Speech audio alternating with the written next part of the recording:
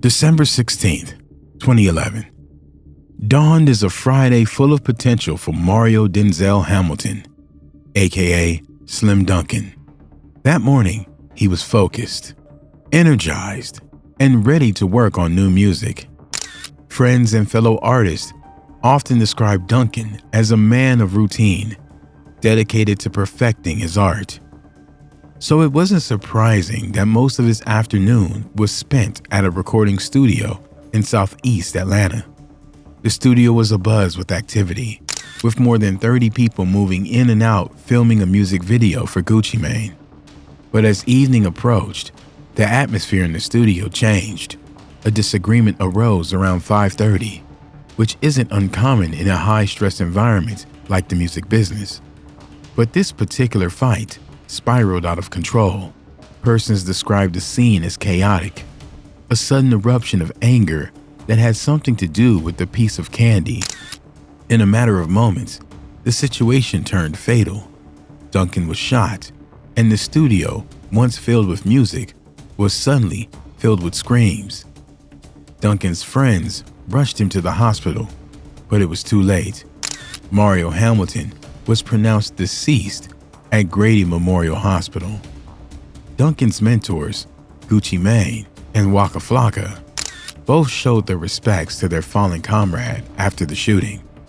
Slim Dunkin was a childhood friend of Waka's and appeared on Gucci Mane and Waka's Ferrari Boys album, released the summer before his passing. Slim Dunkin was also a member of Waka's Brick Squad Monopoly.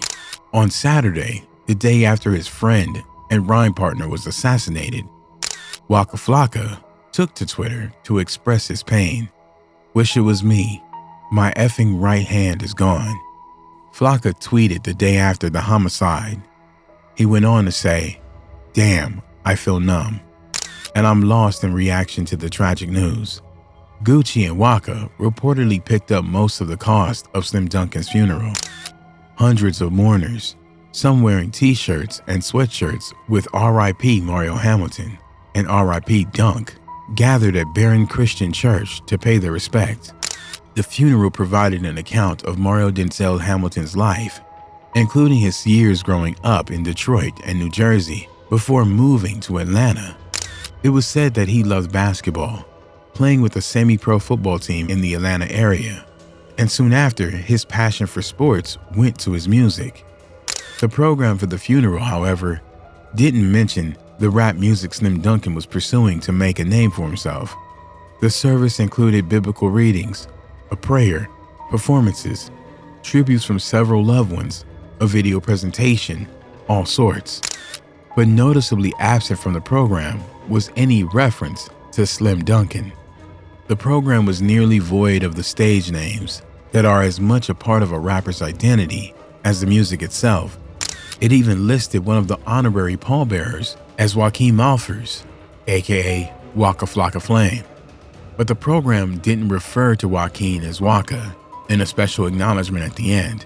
After the funeral, the casket carrying Slim Dunkin's remains traveled through the rapper's old neighborhood as his loved ones said their final goodbyes. Rumors began to spread in the aftermath of Slim Dunkin's passing.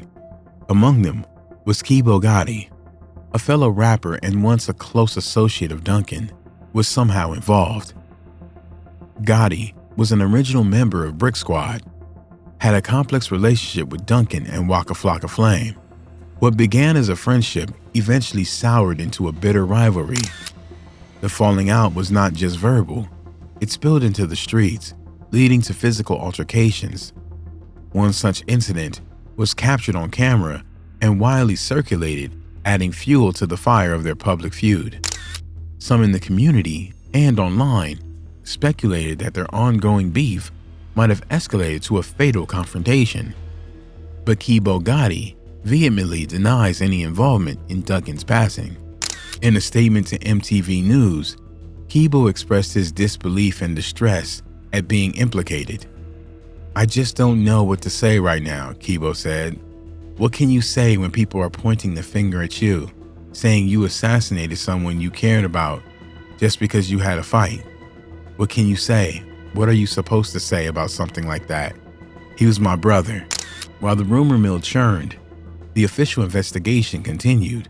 Law enforcement worked to piece together the events of that fatal day, shifting through the speculation to uncover the truth. As the community grappled with its grief, the focus remained on seeking justice for Slim Dunkin, ensuring that the real story behind his untimely passing would come to light. And in the meantime, Slim Dunkin's family begged for answers. There was a break in the case when another local rapper was identified as the alleged shooter. 28-year-old Young Vito, whose real name is Vincent Hardiman, had his name publicly released as the prime suspect in Mario Hamilton's homicide investigation. The police urged Hardiman to turn himself in to authorities, alleging that they had reason to believe he might be in danger of retaliation. The day after Christmas, detectives got a call from Hardiman's attorney saying that he wanted to turn himself in. Young Vito surrendered himself to Atlanta police that Monday around 3 p.m. He had cut his dreadlocks off and shaved his goatee in an effort to disguise his appearance while he was on the run. He was taken to Fulton County Jail on assassination and gun possession charges as the attorney prepared for trial. In February 2012, the trial officially began. Hardiman's attorney argued that the alleged assassination was actually self-defense, stressing the fact that Slim Dunkin was 9 inches taller than Young Vito.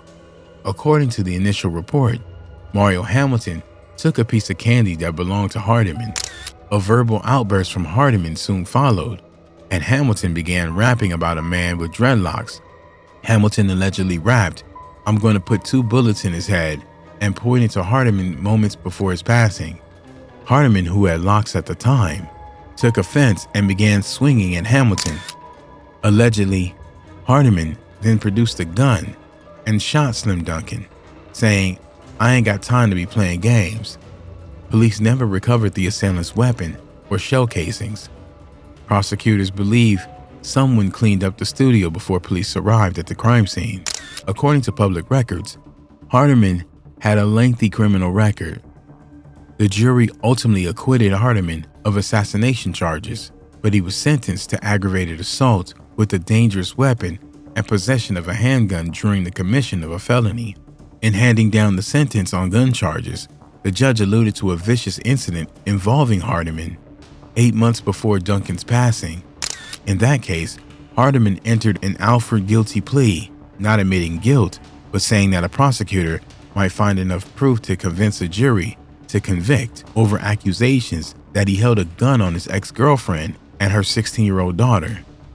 That plea was entered while he was already in jail for Slim Dunkin's shooting. The judge ultimately gave Hardiman a sentence of 25 years in prison for the shooting that ended in Slim Dunkin's passing. Dunkin's father, Mark, was quoted as saying that he was upset with the assailant's acquittal and, "I'm disappointed with that verdict. I don't know what the jury saw, but in the end, he got 25 years and we can have some closure." But that wasn't the end of the legal battle. Hardiman's attorney fought back against the charges, and in 2013, Vincent Hardiman was given the chance to review his charges. Hardiman's defense argued that because he technically hadn't pled guilty to the charges attached to his felony handgun possession, that he should have been indicted for a different and hopefully lesser sentence. He was invited to give another witness statement on what happened that day in December. According to his testimony, Vincent Hardiman was working at the studio that day. He claimed that when he walked in, no one was running the concession stand, despite several people having grasped treats from behind the counter. Hardiman decided to confront them in the recording booth, asked them to pay for what they had taken so that the studio could continue to offer concessions. According to him, Slim Dunkin responded by pulling out a large wad of 20s and tossing one on the counter. Hardiman told him he would go get his change, but Dunkin told him to keep it, and Hardiman left and put the cash in the till. Hardiman assumed at that point that the confrontation was done, but as he continued to work, one of the producers in the recording area of the studio pulled him to the side, saying that Slim Dunkin and his crew were rapping about him. Hardiman claims that he walked in, and before he could get his words out to defend himself, Slim Dunkin swung at him. They tussled alone, briefly before Dunkin's entourage surrounded Hardiman. Dunkin's posse ripped off young Vito's shirt as they beat him and tried to pull him away from Slim Dunkin, but Dunkin and Vito tumbled out into the hallway. Allegedly, Dunkin's friends then began to kick Hardiman. Eventually, Slim Dunkin and Hardiman were separated. Hardiman picked himself up and began searching for his phone, wallet, and keys, while Slim Dunkin's entourage dragged Dunkin back into the recording room. At this point, Hardiman heard Dunkin fighting against his friends as they held him back, and to Hardiman's horror, he realized that Slim Dunkin had a gun. One of Hardiman's friends brought him his bag, which had his own gun that he kept with him for safety. Young Vito rushed around, trying to gather his things, and wondered if he should call 911. But before he could decide, he saw Slim Dunkin heading towards him.